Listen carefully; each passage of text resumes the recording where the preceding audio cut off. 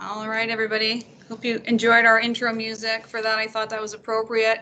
So this is our Champions of STEM uh, interview process, our little speaker series. So we're just going to get started now. So I'm sure we're going to have some people popping in just after we get started, but we'll let them in as they come. So just to let you know who we are and what we do here. So first of all, welcome to the St. Clair College Women in STEM Club Speaker Series. I am your host, Sue Taylor. I am the supervisor of the Genesis Entrepreneurship Center here at the college. So the Women in STEM Club was started earlier this year to fill a need to support female students at the college in male-dominated programs. So for those of you who are unfamiliar, the acronym STEM stands for Science, Technology, Engineering, and Math. And it has more recently been updated to include arts, entrepreneurship, which is kind of my area, and manufacturing. So this club, we offer support, mentorship, networking events, opportunities. We do capstone projects, as well as have guest speakers, which is what brings us all together here today.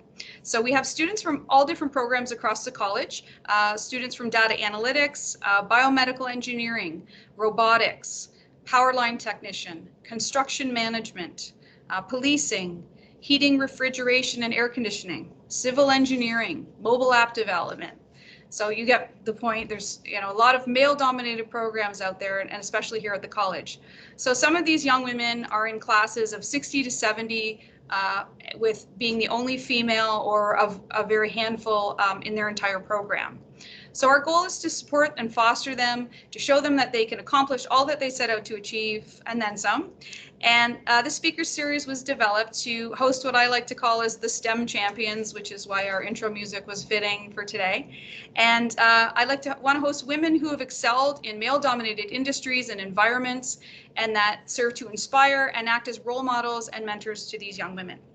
So last month we hosted Chief Pam Mizuno, who is the Windsor Police's first ever female chief of police. So she was actually our very first guest. And we are kicking off the new year with today's special guest, Donna Wellington, who is the Chief Operating Officer of Behavioral Health at Henry Ford Health Systems in Michigan. And welcome, Donna. Thank you. Welcome. I appreciate that welcome. And I will tell you that as I listen to all the different programs that are represented, mobile app development, HRAC, policing, construction management, um, civil engineering, I'm feeling a little underwhelmed that really I'd like to turn it over to them for you guys to teach me what you're doing. And I will say to you, to everybody, all the students, all the women, and of course the men, kudos to you to venture in these fields that I think are so underrepresented by women. And it makes me feel great to know that that will get balanced out eventually, that gender gap. So I'm honored to be here to speak to all of you, but I can't wait to hear more about what each of you are doing or the questions you might have, and to see where this goes. And to Susan, to you as well, when they talk about, pioneers or women that you look up to that are, how do I say this, that are really clearing the field for others, your entrepreneurial spirit and seeing a need, and bringing this together is what we all need to do as we network with each other to help learn more about, first of all, women who are making a difference, but also helping to try to close that gap. So thank you. I'm honored to be here today. Absolutely. And I think too, when we speak about that male dominated, you came from a field in nursing, which typically was female dominated. And now we're seeing times that I've gone in the ER in the last few years, which thankfully is not a lot, but there's a lot of male nurses that are there now. So it's, they're closing that gap on that end. So, it's Yes. nice to be able to close it on our end as well. So, well, just to get started, I guess it's let's go with the basics. Like, tell us about yourself, where you grew up, what schools you went to, what you've been doing. Yes, absolutely. So, first and foremost, I'm a mom, Donna Wellington. You already know my name. Um, I grew up in Windsor. I was born in Windsor, Ontario. I grew up in Windsor, Ontario. I did all my schooling in Windsor. And so I guess I am definitely earned my badge to say that I'm 100% a Windsorite. Um, I went to Herman High School. I went to Roseville Public School. I went to Herman High School. And then I did get both my bachelor's degree in nursing as well as my master's in business from the University of Windsor. Uh, from the mom side, which is probably the most important role in what I do, and now I'm defined by my children. They say, "Oh, that's so and so's mom." So I guess that's my new role as they get older. I have two children. One attends St. Anne's High School. The other one is actually finishing up to be a cardiac perfusionist. So he just did a stint at McGill back in Montreal. He's over at Western right now, London Health Sciences, and then we'll finish up at Toronto General and pursuing healthcare, not like my daughter who said, "Oh, no way." Um, a little bit about myself. I love to travel. I will tell you that always been a overachiever. Always been one to speak up. I think that that's really important. And I call myself a continuous student. I'm always trying to learn more. So that's kind of who I am. I live in Lakeshore, but sounds probably a little bit boring, but that's a little bit about who I am. I will share with you as well in my work life, my other role. I did start off as a nurse. Um, I still am a nurse, and I think that that plays into a lot of the decisions that I make on a daily basis that impacts patients' care and our healthcare workers who are heroes. I've moved up through the ranks, and I'm sure we'll talk about that a little bit. And currently, right now, I serve as one of the chief operating officers, and my portfolio at this time is behavioral health. But I will tell you that in my career, I've done everything from, inpatient nursing, both at the bedside and at nursing administration. I've managed physician practices within our medical group. I've managed service lines or product lines across our system, which is very broad. We have over 36,000 employees and managed, as I'm doing right now, freestanding hospitals. We have a psychiatric hospital, the ambulatory setting. And so I've been in the different aspects of how we deliver care. Mhm. For sure. Thank you. Now, talking about the fact that you're our first of the new year, our first guest, did you have any goals for the new year or resolutions? People don't like to use that term anymore, I don't think, but anything you could set for yourself for 2021? Um, You know what? That's a good question. I usually try not to do resolutions because then if I fail them, then I feel like I've like underachieved or didn't accomplish a goal. But I will tell you, having been not directly in the front line with COVID, like many of our staff has had to do both across the border and over here, but having to manage in this new norm and to be a citizen like everybody else dealing with the global pandemic and what that has meant to our restrictions and our limitations of how we used to freely move. I would say to focus on what's important. I try to really direct my energy to things that are positive. I try to filter out more than any time before. Um, Opinions, especially on social media, versus what's factual. But really, how I balance my time and trying to balance my time and where I spend my time. If you get into the negative mindset, you kind of stay there for a while. So I think I've been a bit more conscientious and mindful. That's and so that you know. On the first day of the year, I sat down and I journaled actually, and I said, I can talk about all the things that were negative in 2020 and oh, I'm so glad that it's over. But what did I learn about myself? What were the positives? And surprisingly, I was able to fill out a page. And really, when I looked at that, that's what helped me to determine what I want to focus on. My extra time with my family, being able to balance that time, to prioritize what's important, the focus on health. I mean, it was one of the first times where I was like, you know what, I need to get outside and exercise, or I need to walk around more, and that really helped me to say, what am I going to continue to focus and prioritize on in 2021? Absolutely. I feel like we had a lot more time to do that and time to reflect on that. So, Yes. so what is it that attracted you to a career in healthcare in the first place? So, like when you were little, is that what Donna wanted to be when she grew up, or was there another pathway? Okay, so shamefully, I will admit to everybody, way back when I graduated from high school, we still had OAC or grade 13. Um, so, yeah, that's aging me a bit, I guess. And I remember, here's what I knew about myself.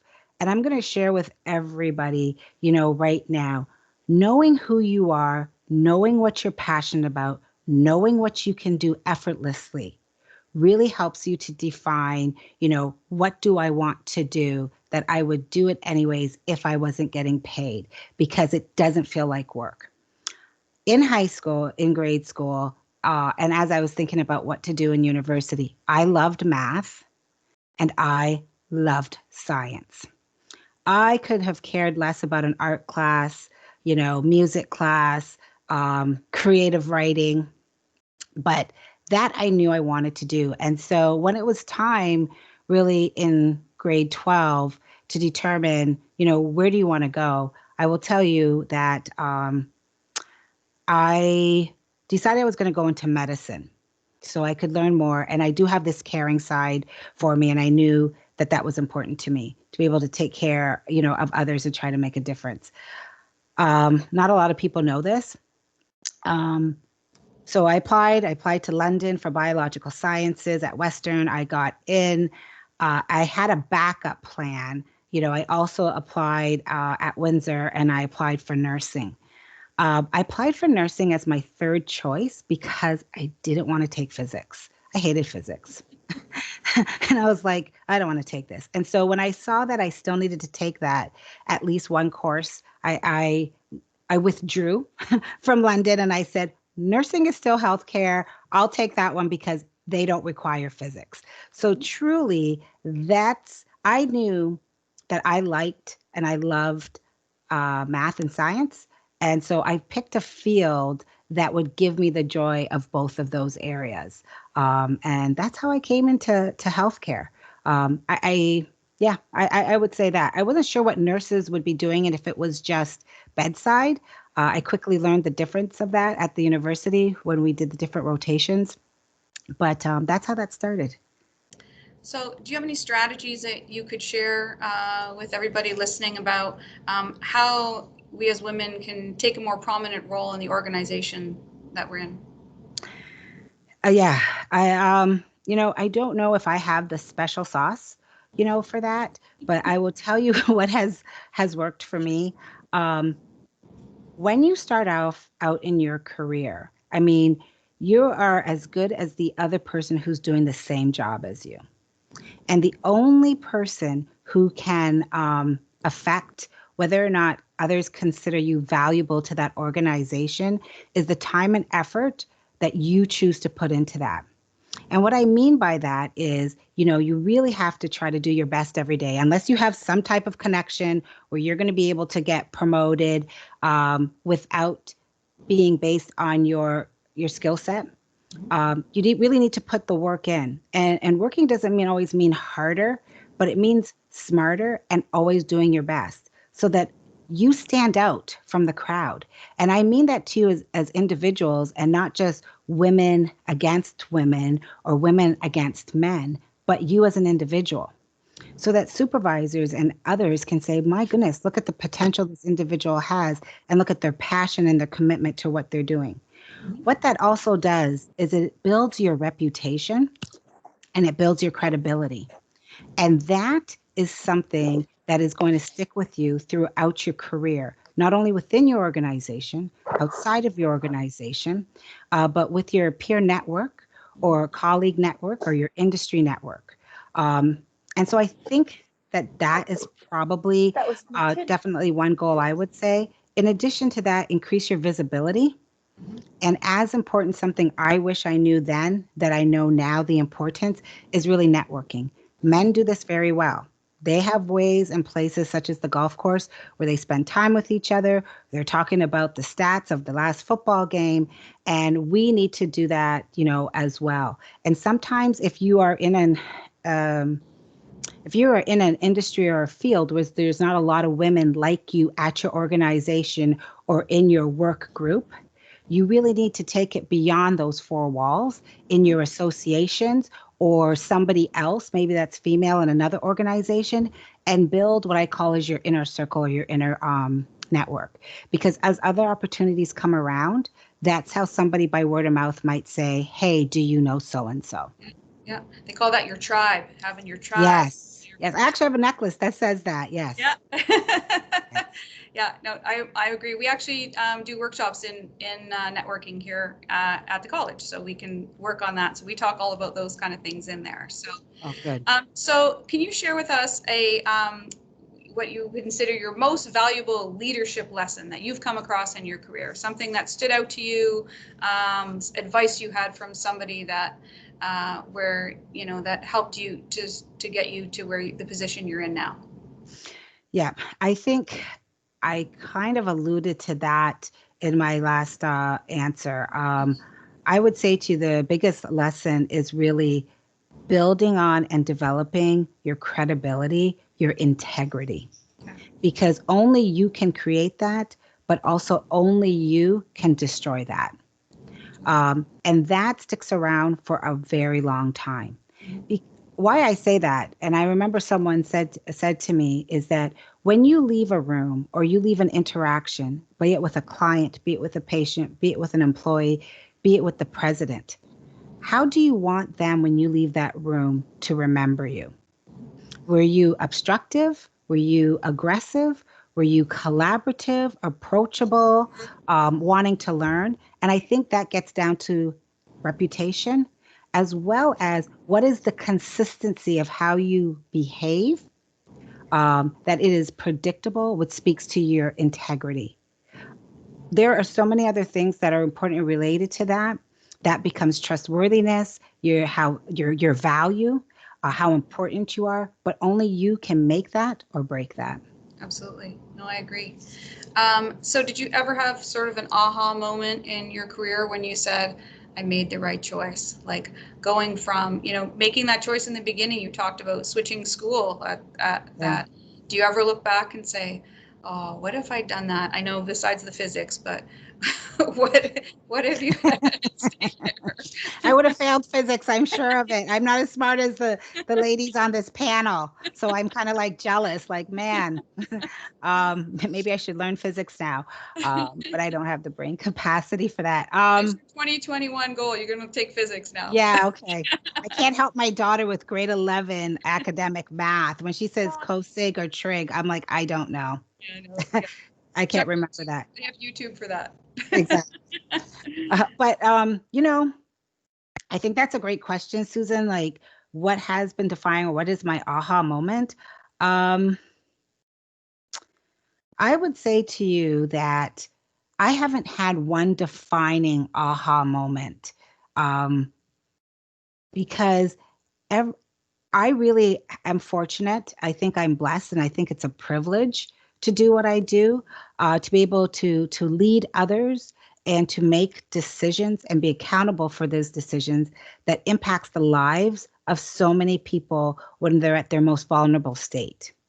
In addition to that, it's impacting the lives and the work culture of those who spend each day trying to make the lives of others better. And when I receive a thank you letter, or my team receives a thank you letter from a family member who had somebody that passed away, a family member who we were able to help them get an appointment or connect them to the right physician, or someone who just says, you really made my day, that not meaning me, maybe a nurse, a medical assistant, a resident. Knowing that I'm part of that team and that the way that we work together towards a shared purpose reinforces for me every day that I'm doing the right thing and I made the right decision. Um, so I don't have one, but I have these little pockets of each day or each week that I feel blessed for what I'm doing, and I know I'm doing the right thing, and it's my one of my purposes here on earth. Those moments when you sit and take it all in and realize, oh, that's it. There you go. I think so. Yeah. Did you have anybody, I always ask this because that I'm very much about mentors, but did you have somebody that influenced you or acted as a mentor, or several mentors really? And I'm talking, it could be somebody in high school that affected you later on, or somebody that you worked with, or was one of your leaders, or even, somebody Yeah. beneath you sometimes acts as a mentor, I find. Yeah. So I think that's a great question. Let me share with you that so do I, when people talk about mentors, and I've participated in quite a few of mentorship programs, being either the mentee or the mentor, um, I think that what has worked for me or in my career is those pockets of individuals who I knew generally were vested in my development and who I knew were my cheerleaders outside of the room, and that I trusted that if they gave me um, critical feedback, feedback for opportunities to improve, that I knew that it came from a good place and how to make me a better leader or a better employee or better at whatever that was. And that was as important to me, and that trust in that relationship, as it was when they gave me positive feedback. So I'm not just talking about a good boss or a good colleague. Um, that has been really important to me in regards to influencing my career. And I think those are far and few.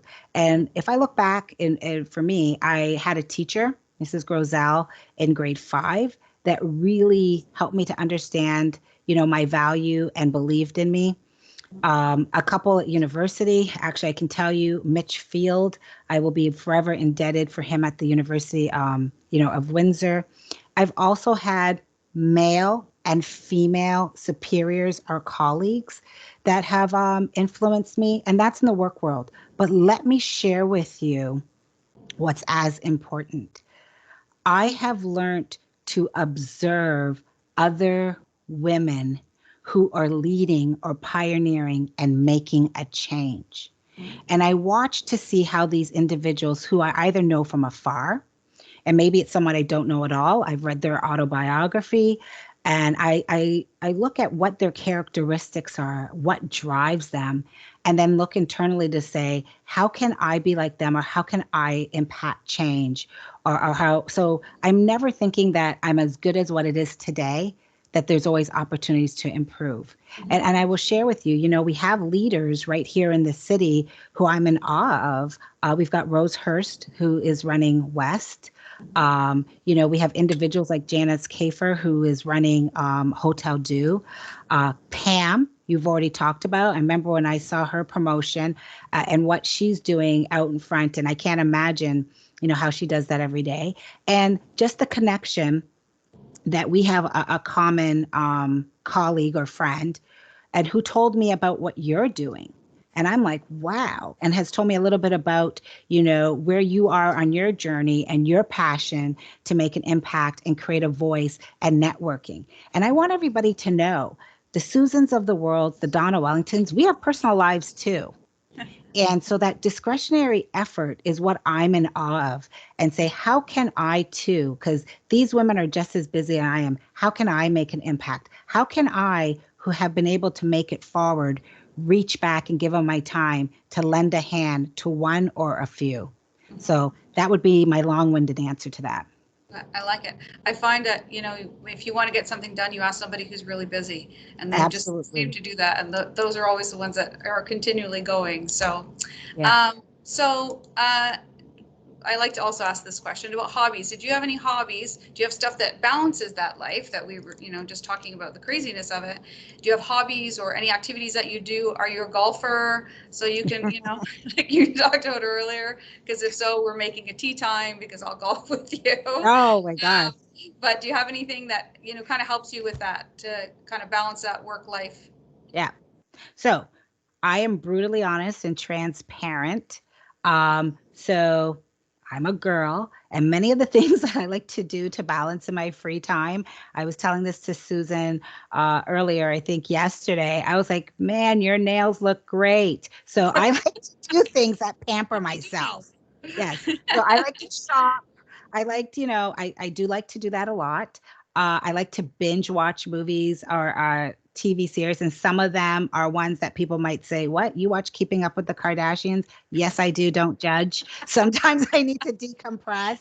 Um, so a manicure, a pedicure are things that I enjoy because it's just about me, and I think self-care is as important.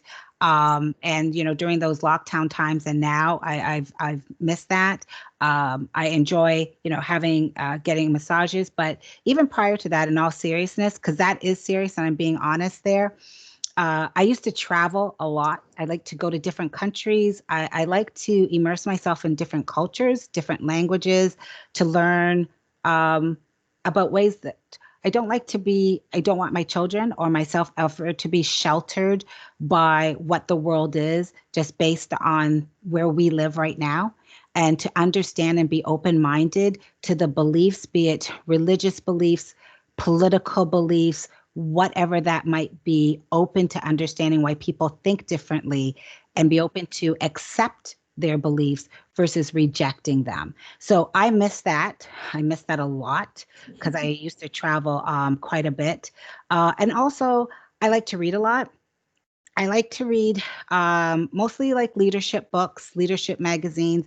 I've just got hooked on Masterclass, Mhm. so learning from experts, but truly that's probably, what I do. And I'm sure I said that I like to shop. I did start learning how to do puzzles, but that's a COVID thing. Are you a podcaster? Do you listen to podcasts and audiobooks, or do you read? So that's a that's a great question. If I want to keep the book, if I want to keep it and I want to be able to highlight and like turn and put the post-it notes, I'm one of those back from my study days, then I'll buy the book. If I want to just hear about it, say it's an autobiography about just somebody, then I'll do that in audio. And I have a long commute. You and I were just talking about this. I'm jealous. You're 90 seconds. I'm 45 minutes to an hour. And so I'll put it in the car. So I do one or the other. For sure. And are you working from home mostly then, with and not having to cross, or is it varied? It's varied. It really is. You know, they say if you could do a job from home, could you do it? But when you get into like leadership, it is very important to be able to connect with your employees and to connect with your staff, and also to model behavior, especially for the people in the trenches. So mine is varied Yeah, absolutely. at this time. So what was it that prompted you to get your master's degree? I know that you did your master's degree in business Yeah. after your nursing. So what was the catalyst for that? Why? Okay. So I'll make a long story short, but hit on the highlights.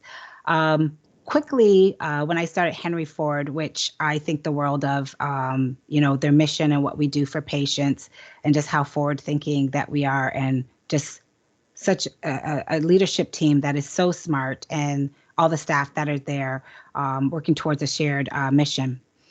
When I started out, I quickly moved up on the leadership track, and there was others identified my potential, my opportunity, but also my passion, the extra discretionary effort I put in to try to make things right for our staff and for our patients. And I'll never forget this. I was sitting in a meeting one day, and it was administrative folks. And at the time, I was an interim administrator because our administrator had left. And that person is usually responsible for the finance, the overseeing of the day to day, not the clinical. And so I was doing a good job of that. That's what I was told. Um, and in this meeting, I answered a question and I heard somebody say, and it happened to be a male, and I'm not anti male in any way, but they said, well, yeah, I get what you're saying because you're a nurse. And I knew at that point in time that I would always be limited, or they would not see me as equal to, unless I had the same degree as them, because it wasn't because I was a nurse. I thought it's because I'm as smart as you. That's basically what I thought to myself. And so it was that point that I decided that when I walk in that room, I don't want anyone to ever limit what my capabilities are or make excuses for it because I am not starting at the same level as they are. And it was at that point in time that I decided that, you know what, I'm going to go back. I'm going to get my master's. And I was so devoted to that. I was working full time. I was pregnant for the first 9 months and building the house that I live in Lakeshore.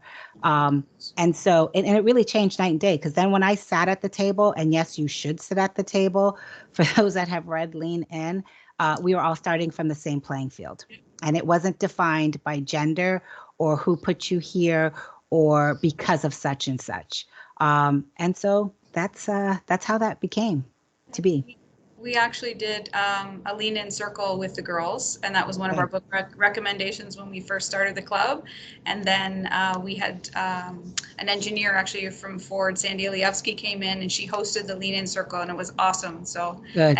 and the topic was basically mentorship, and so yeah, it was a great experience. So and they have tons of resources on their website too for exactly that, for leadership and STEM. So like you could just be there going down a rabbit hole for days looking at that. Like Yeah. like my Netflixing, I should be doing that instead and learning something. So, so what I does your agree. typical workday look like? I guess it's different being working from home versus at the, but do you have a specific routine that you do in the morning or things that you make sure that keep you on that path? So I think two things. I usually at nighttime, especially before I'm going to bed, I'm sitting down and going, okay, what do I have to do tomorrow? On Sundays, I'm usually looking at the whole week.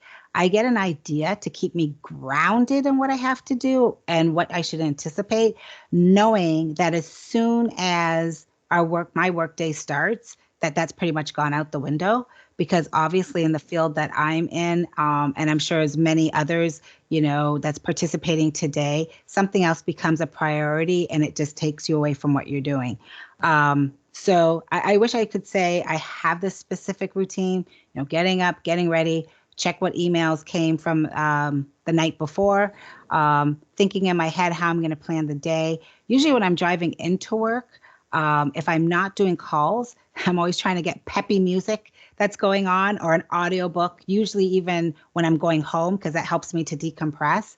But my day can go from a difficult or a crucial conversation with an employee, dealing with either a patient compliment or a patient complaint of how we could do better, and delivering our care, to strategic thinking, capital planning, um, finance meetings, updates with our staff, getting an idea of how we're performing. So it's all over the place and looking at what are the metrics that we need to keep our eye on to see how we're performing and how we can improve, to developing, which is very important to me, our employees, our leaders, and continuing to refine the relationships that we have with my colleagues, our physicians, and others that are in the trenches each day. All So, fostering those yeah, relationships. yeah. So, do you have any advice for the women on the call and our group from our STEM club that you could, something that you wish that you could have told 19-year-old Donna Yes. in the day? Uh, What a would you tell couple of things that I would say for sure. One is use your voice. I would say that that's the biggest one, regardless that if you're in a women dominated or male dominated environment, it is so important to speak up. And speaking up, you can always address a concern or to share a comment, which can either spark an aha moment for others, or a moment for people to take pause and to think. And it's really not about being afraid to speak up because it's more courageous, but how to speak up and to practice that. Because if you practice that, it becomes easier and easier. And at the times when it's most important, you'll know how to do that. So I really say speaking up. It also means that speaking up when it's something that can bring the discussion forward is important to say, because it makes other people pause and say, well, Susan has something to say, and it's usually very important, so let's listen.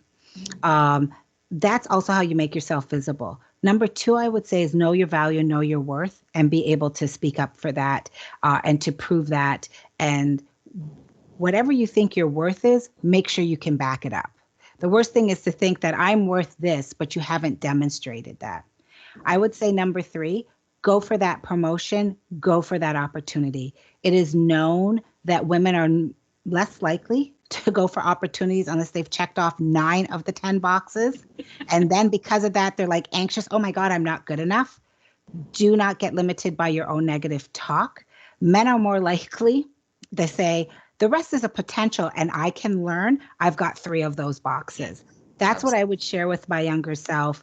Most definitely. And as important, um, 2 more things. I'm sorry. One is that do not try to, especially in a male dominated, and to all of you here, it's okay to be different. And you stand out when you're different. So don't try, if it is a male dominated, don't try to assimilate to be male dominated because your differences is actually what can be your differentiator. Okay. And I really want to stress that. That could be a male and a female dominated. That could be, you could use many different examples, religious beliefs, your gender, race, whatever. Be who you are and be authentic. I'm going to share this that I've shared with so many people. A friend of mine, her sister just became an electrician. And I have been telling people for years, the day I find a construction company or somebody to build a house for me, a plumber, a mechanic, an electrician that's female, I am your first customer in line because we already have a connection. You know how to relate to women and what they're looking for. That does not mean that men can't either, but it's definitely, I think, it differentiates, it connects, and it is most well needed. And so that's why I'm so excited when I heard about what Suzanne is doing with all of you and making that impact at St. Clair and the courage of all of you to step into these fields where you're going to be pioneers yourself. And I promise, 20 years from now, you're going to be sitting in a seat where you have female students saying, how did you do it? So think about that. Think about what is the legacy you want to leave for others. And as you move forward and you guys break down these barriers, please look back and bring the next person on. Yeah. That's actually great advice, really good advice. So before we get into the questions and answers, if anybody has any, I'm going to actually first do some little rapid fire questions with you, just sort of random things that we like to do at the end, just 5 questions. And they can be kind of yes or no, simple one answers if you like. And you kind of already alluded to this, but what is your current Netflix binge? So, okay, so right now I am doing The Office, which I've already seen. Prior to that, I had just done Girlfriends, and prior to that, I did Working Moms. So those are Okay. ones that I was like, oh, I got to watch the next one. I have to watch the next one. I could go on and on, but those are ones in the month of December. Are So you doing the English version of The Office or the American version? Like I with did the American version with Steve Carell because like I just find that he can be so funny. yeah, Yeah, yeah, it's good. It's okay. yeah, So would you ever skydive? no. I can answer that one pretty quickly. That's easy. What did you have for breakfast this morning? So I had what I always have is a coffee with a double espresso and some cream to get me going. We are working day and night on the vaccination process over on the other side. We're a little bit ahead of what's going on over here and really building up our clinic so that we can serve the community and front first responders. And so I really don't have time to make anything in the morning. So I didn't have anything shamefully. That's not good for my diet, but that is the truth. I love your honesty. There you go. You're transparent. You said it yourself. Are you Coke or Pepsi? Okay, got to give a story here. So my first job, not babysitting, was McDonald's. Okay, on Lausanne Road, actually, the one across from Tecumseh Mall. Yep. And so every shift, they used to have the little Dixie cups. You could hit that little thing and you press the button, not automated like it is now. And I'd Yeah. always be taking Diet Coke. Well, I think I became addicted to it because I literally, when I would walk in, it was like Pavlov's dog, where I was like, all right, I need to get my fix. So I went ice cold on no pop. and now started off on Diet Pepsi if I have to make a choice. Ah, But okay. my friend works at Coke, and I love him to death. So, you know, I Oh, could go that's either funny. way. But My that's usually my first my choice. best friend worked at Coke up until Okay. recently. So yeah, so I hear you. And I'm a Coke. I hate to say a Coke addict because that leads to other implications. That's not what it is. The cola. Yeah. And so the first place that you will visit after the pandemic, where will you travel? You mentioned that you love to travel. So where do you think that will be? So Where are you that's a looking to great go? question. Where I was supposed to go next, because I was in Europe for the summer of 2019. And next one was supposed to be Indonesia. I was supposed to go to Bali. Oh, Yeah.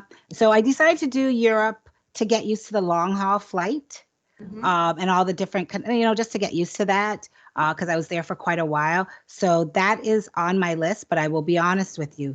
The first one will be a stop in the Caribbean, because I used to go to the Caribbean a couple, 2 or 3 times a year. So I will make a first quick stop somewhere with palm trees, white sand, sunshine, and an umbrella and a drink. I love it. I love it. All right. So at this point, we're going to open it up to questions. If anybody has any questions for Donna or comments, if you do not have video or microphone, you can type them in the chat and I can read them out to her. Or, but if you would love to, we'd love it if you turned your video on and show your face and ask any questions that you may have.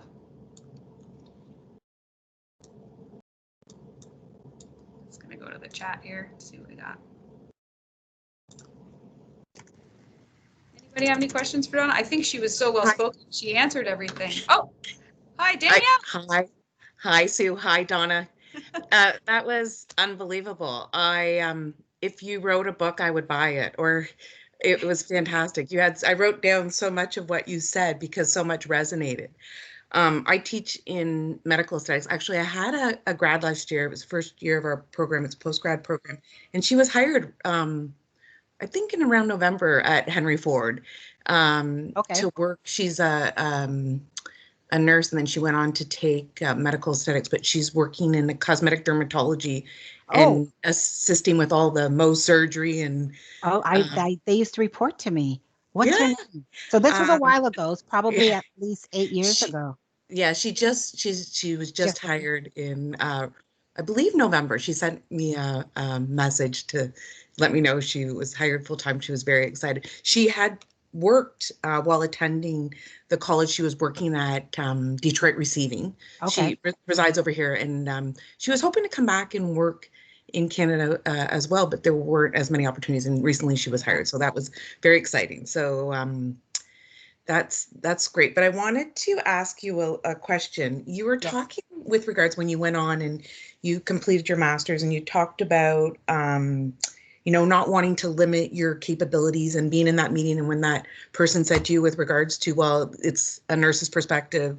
Yeah. Um, did you ever feel, or were you ever maybe overlooked in a situation because of being female and having, maybe it wasn't, with regards to credentials, did you ever feel maybe in that situation it was because it was more of a male dominant area? So you know what? I think that's a great question. Um, at Henry Ford, I can honestly say I have not.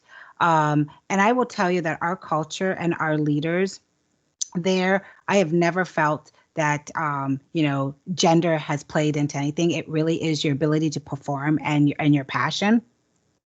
But I have been in like I have served on many different types of boards, and I have found where, say it's in a board situation, because boards are underrepresented with females as well. Many years ago, I was serving on a board, and I felt for the first time, didn't know that there was a term for it. What do they call it? Mansplaining. When Mm. you say something and then the man said, and there was the chair may or may not acknowledge you, but then the man says it, and it's like, oh, that's a great idea.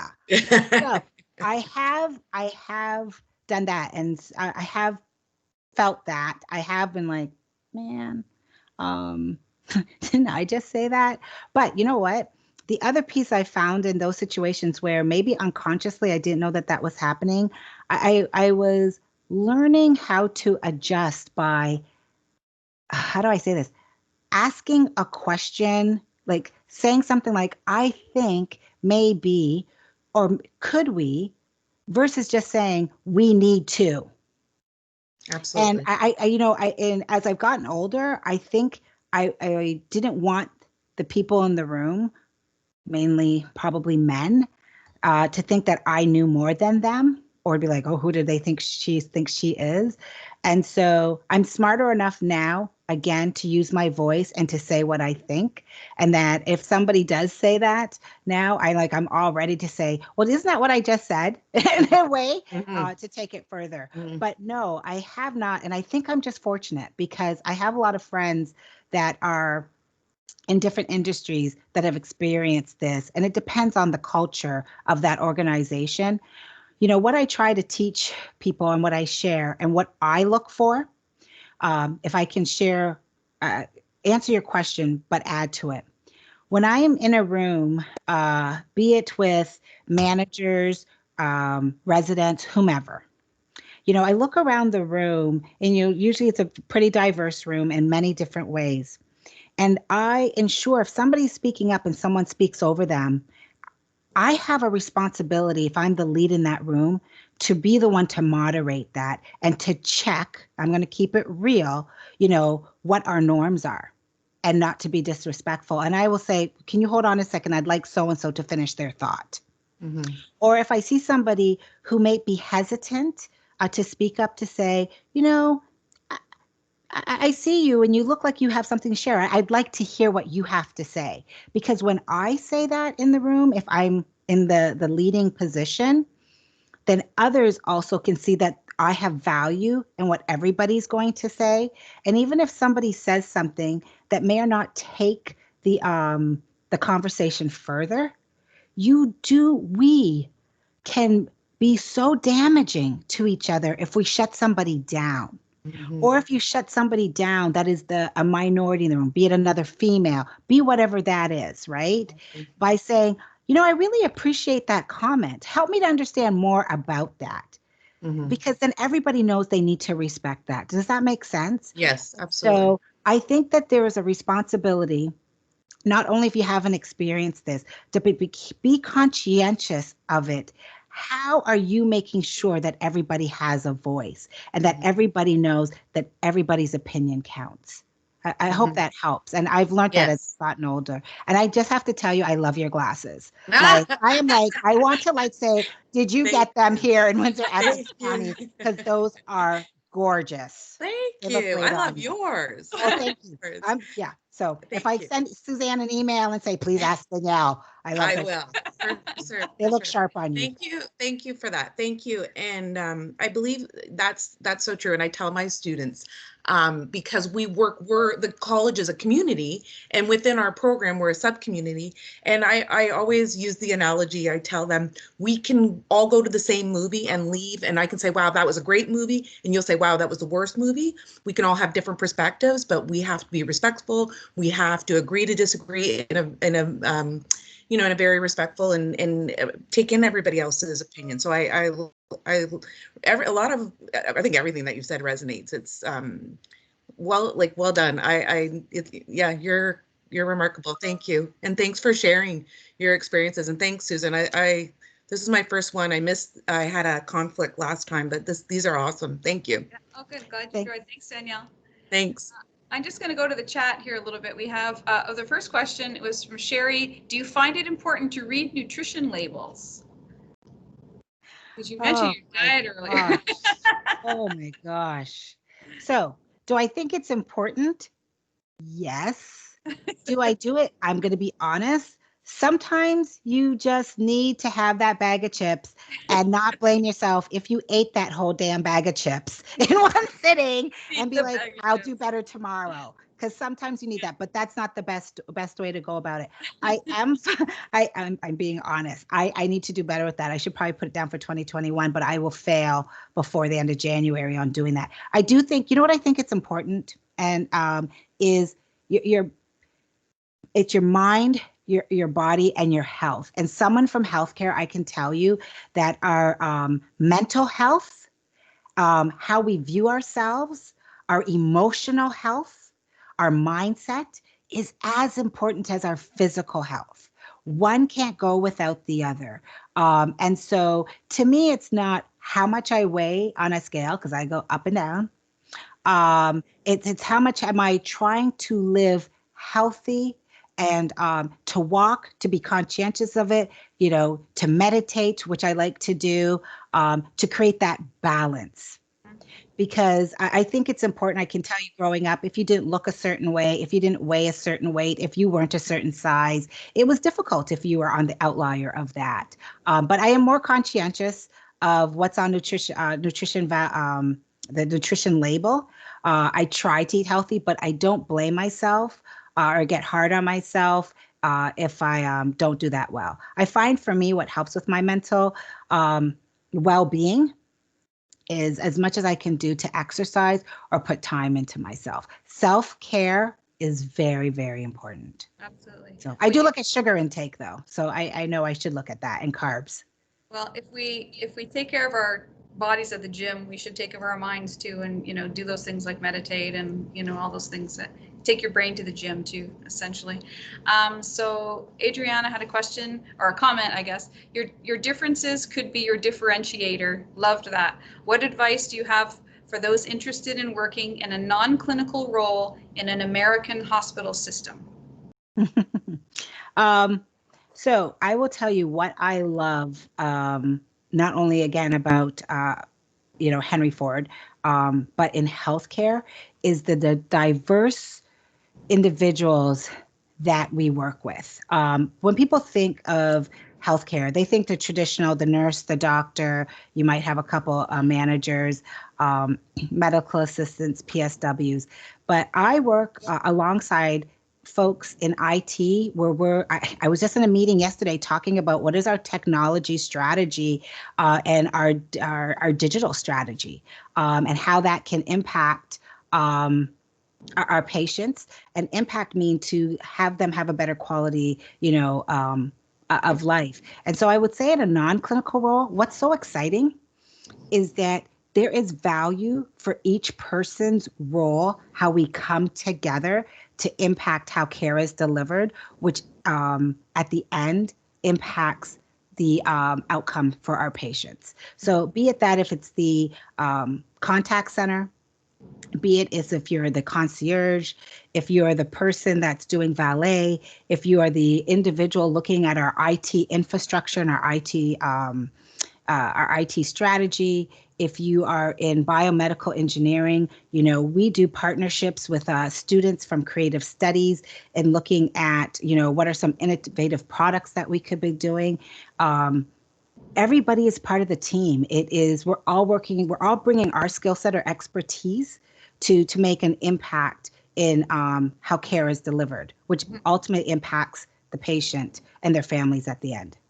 Yeah, and I think that like a lot of that credit goes to the people, those frontline people that they see all the time, but it's kind of like the lead singer of the band. Everybody knows who that is and loves him, but they're really not sure who the bass player is, and he can walk around and nobody knows him, but they all know the lead singer. So but knowing the band doesn't happen without all the pieces in that band, right? So Suzanne, you said that so well. I'm going to mark that down next time. It's an orchestra, absolutely. It totally is an orchestra. So we had another question from Chan. In your career track, has there ever been a situation in which you did not get the promotion or job you wanted? If so, what advice do you offer to move forward in your mindset or your skills when that happens? Good question. Okay, that's a great question. So first and foremost, I think that if I have applied for a promotion, and I will tell you that most of the roles that I've had, there's also been where someone shared with me, either a mentor or I call sponsor, who said, this might be a great opportunity for you. Mm-hmm. And there's two things I always say to myself if I want to leave what I'm doing currently. And I usually do long stints because I like to make sure things are sustainable. So before I commit, one is, am I committed to this new role 2, do I think that I can make an impact? 3, can I grow and learn, and will it be challenging? And 4, who am I working with, right? And so those are really important values to me when I make that decision. I have a philosophy that I live by, and that if it was meant to be, it will be. And you know where they say there's these cliches, for every door that closes, a window opens, or something to that effect. You know, it's hard because you put time and energy and you really want to do that. But I have to say to myself, it was meant to be, that would have been what I'm doing. So either I'm not ready for it, or maybe there's something else that's coming along. And so not to get caught up in that mindset, which is difficult. You have to be aware and able to have those conversations with yourself to say, you know, maybe I wasn't the best candidate right now. What can I work on? What did I learn from this? What would I do differently? So that you're open for the next one. And don't get caught down that slippery slope of, I'm not good enough, I'm not going to apply anymore. Because if you go by a belief of what was meant to be will be, then you'll see in retrospect, good thing I didn't take that job, you know, or I didn't move there, or did whatever. I think it speaks to all parts of our journey here on earth. I agree. I agree. We have a question from, or Rosanna was looking for advice on changing career paths later in life. I don't know about that. But I think you could answer that, Suzanne, probably better than I. You know what? I will tell you that in leadership, and for everybody, I think here, and I would say this to any students or any directors or managers, I would say to self-awareness is really important. And doing what you like to do, that you can do it effortlessly, and you would do it some way, shape, or form, even if you didn't get paid for doing that role.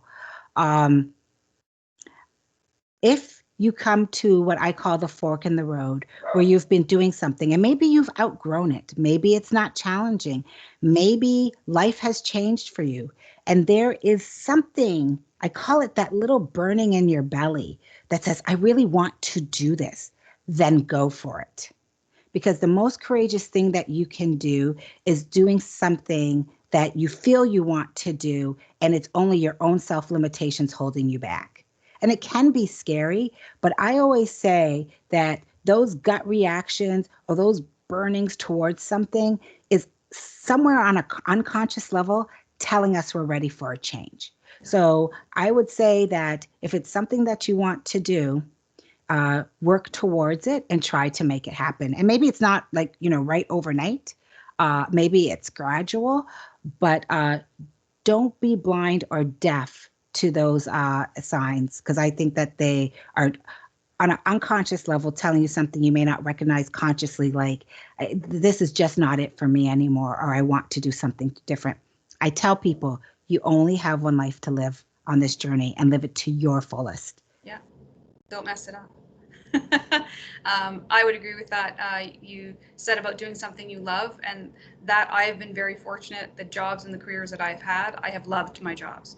And so it makes it that it's effortless to put in the extra work, because you don't consider it work most of the time, even if it is long hours or whatever. You just, you know, it just seems natural for you, and it just seems like, you know, I can work 7 days and all of a sudden sit back and go, oh, like I didn't really take a day off this week, but I didn't notice. So now sometimes I go crazy, but I mean, for the most part, I enjoy what it is, and I always seem to have a lot of my plate, but it's because it's fun stuff, so it doesn't seem like work to me. So, and I do balance that with the other things that I like to enjoy to do. So And can I just say to you, Suzanne, that people recognize that. People know when someone really loves what they're doing from within, versus if it's something they're just doing because they get paid or they're told to do. You can't fake that.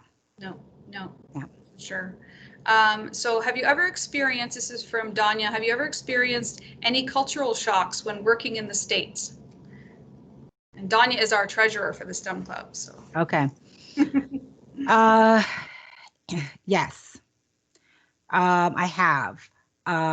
So, you know, I have the unique experience of having grown up over here in our Canadian ways, but being on a border city, right? And I remember when I first started working over in the States, not just at Henry Ford, because I didn't start working at Henry Ford first. Things that I would have taken for granted, which I think they took for granted, were just so apparent to me. I learned quickly that, what they say, don't talk about politics or religion, was truly, they don't talk about politics or religion. And again, it goes back to there's just very strong, diverse opinions. And you have to be really open-minded to be able to have that dialogue with somebody who doesn't think the same, as you. And so I would say to you, I learned quickly, like, there are just some things that, people just really don't talk about. And that's not everywhere, and that's not a stereotype. But that was just different. Mm-hmm. Yeah. Okay. Yeah. Do you have any advice for getting back up after a failure career-wise? And we kind of talked about that a little bit, actually. That was in there, changing a new path. And so you know what I would say to you, or I would say the answer to that question, people will always ask you, when you look back, you really learn from your failures or things that did not go well than when things go well all the time. You learn about, your self-talk, what your ability to pull down your ego and say, what did I learn from this? What could I have done differently? And that's how you grow as an individual, as a person. So I don't think it's about, brush off your knees and come back up. Take that moment to say, maybe you were done wrong, or maybe there's opportunities that you could have done differently. Who knows? But to say, what have I learned from this? Where can I grow? What would I do differently? And don't let that limit you from the next thing you need to do. Take every opportunity, a win or a setback, as an opportunity to learn. Mm-hmm. I always like to use the Steve Jobs example. So Steve Jobs worked for Apple, got fired, and then bought them back and made Apple like what every one of you probably has your phone next to you right now, and all the technology. So, and he got fired from there and went to nothing. So, just failures are where you learn, and that's what brings you to the next level. You have to take it and learn from them. The next question is, how do you get people to face uncomfortable discussion around diversity and inclusion, especially in relation to culture? Do you think there is a difference in the perception of diversity and inclusion between Canadian-born and non-Canadian-born Blacks?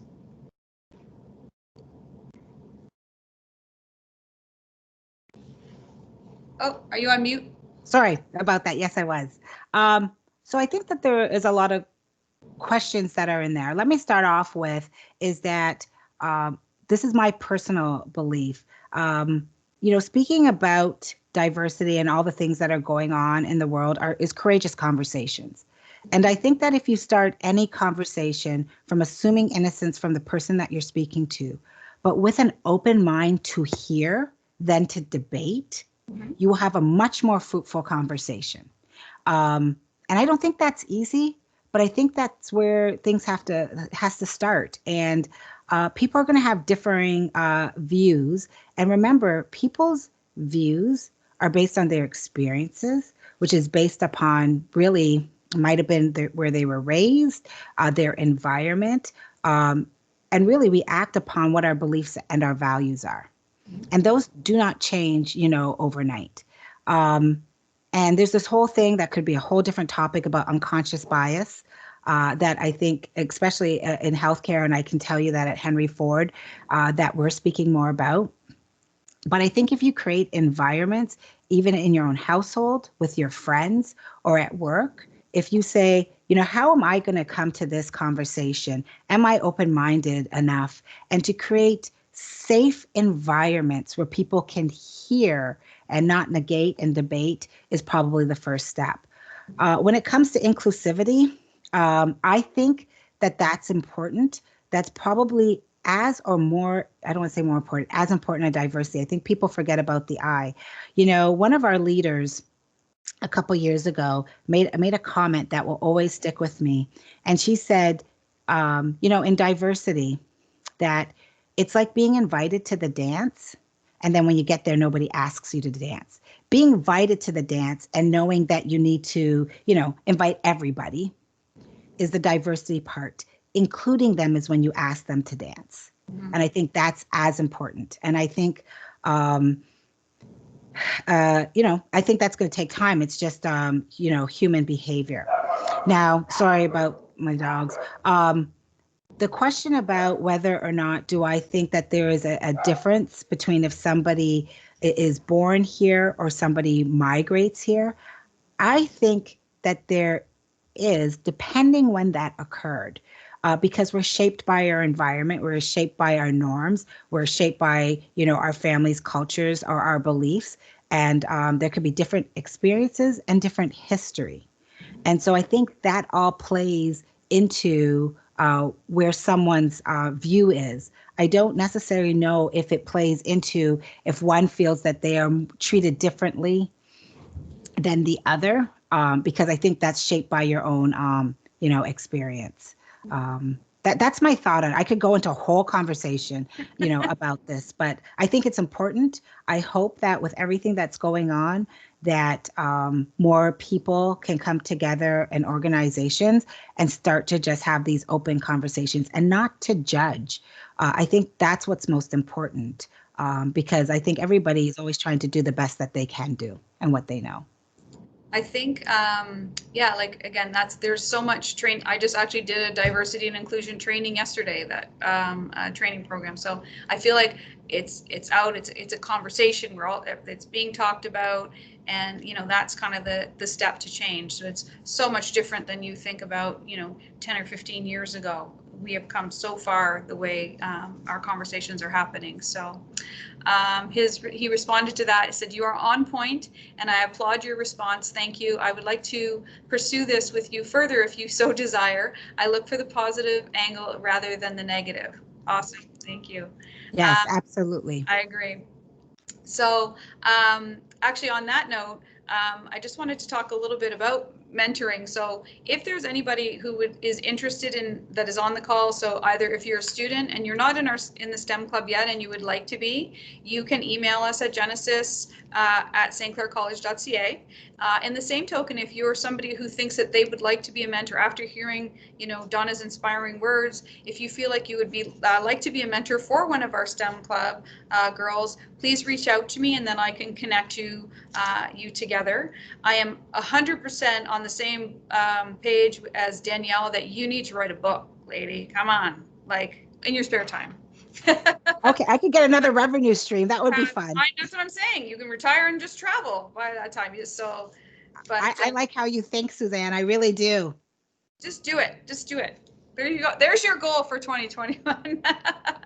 So she's planning on write a book at some point. Yeah. And we have in comments in the chat. Yes, they're agreeing. So no, you're a phenomenal speaker, and I had known that about you, and had only heard the most amazing things. And I think with our conversation here today, you really illustrated that and showed everybody, like, it's blown away how inspiring. And I'm sure, and you can just see everybody comment. I don't know if you can see the comments, but they're yes. I can. Thank you. Thank you. You're making my day. I appreciate it. But no, it's been an absolute pleasure to have you on the call, and I hope everybody enjoyed it. I feel like they did. I know I did, and really appreciate you coming out and speaking with us. So I'm sure I'm going to get emails that everybody's going to want to. Can we have Donna part 2? So well, can I just share with you that this is what's very energizing for me, is these types of groups, and to hear. I hope, and I would extend to you, Suzanne, Danielle, anybody, if there are any opportunities, if you're doing these like mentoring groups, I'm happy to come, because I also learn and I'm encouraged by the ladies and the gentlemen who are making their own path, because I can learn from that, as well. And whatever I can do to share. But every time I, talk to a student, I learn something differently that I can take forward. So I am open to that. I wish everybody luck. I wish I could sit down and just say, and I have a whole bunch of questions to you guys. How did you do this? Or what's going on with this? And, you know, and I could learn a lot too, just even from the mobile app you're talking about, construction. What do I need to ask these people when they say such and such? Well, So what we do I'm there with actually you. in our meetings, we actually do a member showcase. So each week I will, in the same way I'm interviewing you, will interview one of the girls in the club. Because we can't meet in person, it's too difficult. So where you would have that, you know, after the meeting conversation and they would talk. It's Yeah. with video, everyone just leaves it on mute and doesn't talk. So each week we try to interview, or each meeting, I should say, we meet every other Friday at 2. So we usually try to interview somebody and just kind of ask them the questions. Well, how did you get here? What made you go in STEM? What support do you need? So anyway, I think that's been well received. And then, you know, hearing from you, I think you would be a great, we actually have a lean in circle set up like through Okay. lean in org, but I feel like if you would up to hosting a lean in circle, that would be another fabulous role Yeah, and that absolutely. would give you more opportunity to speak one-on-one with the students. And I think they'd really engage and get a lot out of that if you'd be up for that. So I would love to. Please, awesome. please let me know. And thank you for all that you're doing and your passion around this and for inviting me. I am thrilled about this. I'm glad it's the weekend Yes. because I can end my week on a high note from everybody here. So thank you. Absolutely. Thank you so much, Donna, and thank you everyone for attending. And we will see you next week. We have Dr. Leslie Haypack, who is the head of the Ontario Dental Association. So she plays a big role. She's in charge of all the dentists going through the whole COVID thing. So that's next Friday at 2, sort of same station. Just sign up on Eventbrite and we'll add you to the call. So anyway, thank you all for attending. And here we're going to have our parting music. I think will be appropriate now because we are the champions. So that will be our sign out music again. And thank you all for attending. I hope you enjoyed. Thank you. Thank you, everybody. Bye-bye. Thank you.